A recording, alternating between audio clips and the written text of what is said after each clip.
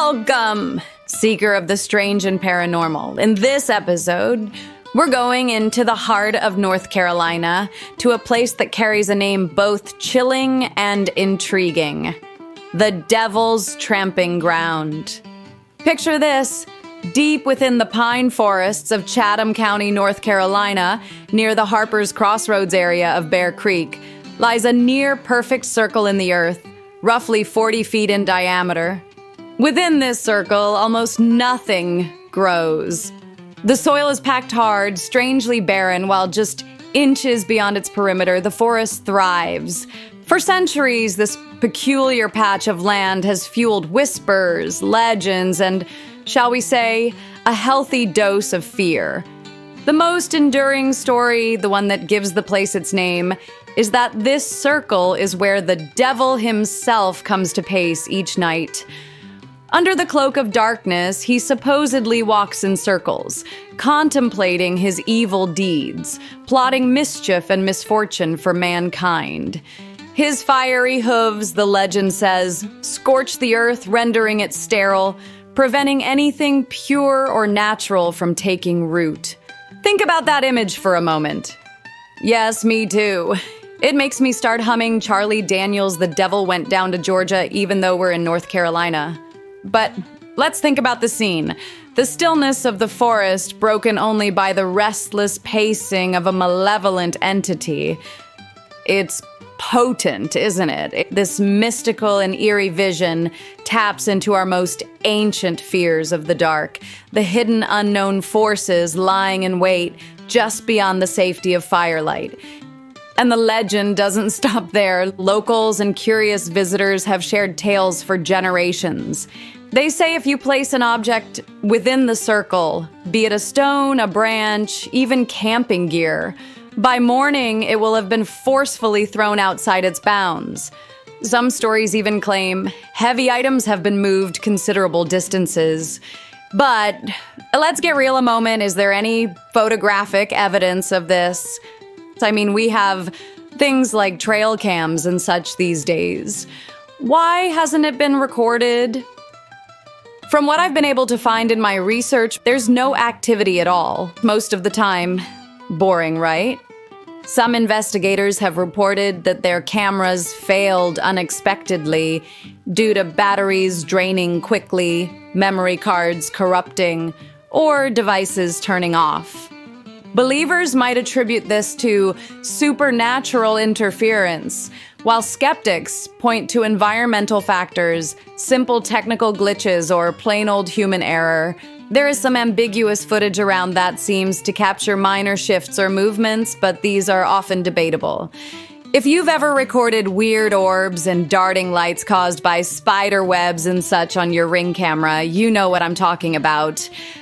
But getting down to brass tacks, there isn't clear footage showing, for example, a heavy rock or a backpack being forcefully thrown from the circle by an unseen force.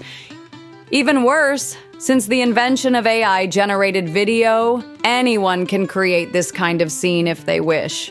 Just a moment, and I'll conjure up one for you. Yeah, there you have it. Proof. But seriously speaking, despite numerous attempts, no verifiable, widely accepted video evidence has emerged that conclusively proves the legend of objects being supernaturally moved. And yeah, there probably never will be. But moving on from photographic evidence, some people have reported strange animal behavior in this area. Dogs are said to whine, tuck their tails, and refuse to enter the circle, as if they smell something with their super sensitive noses that makes them fearful. Some say that their horses shy away and act fearful as well. Why doesn't anyone say how their cats react? I think my black cat Boo would join in the dance. Now, as much as my imagination loves to run wild with visions of paranormal infernal pacing, there's also the part of me that seeks patterns, explanations, and science, of course, has tried to step in to take the fun and mystery out of things. Explanations have been offered over the years, attempting to demystify the tramping ground. One of the most common theories involves soil sterility. Soil samples have been taken, and analyses have indeed shown high levels of salinity and other elements that could inhibit plant growth.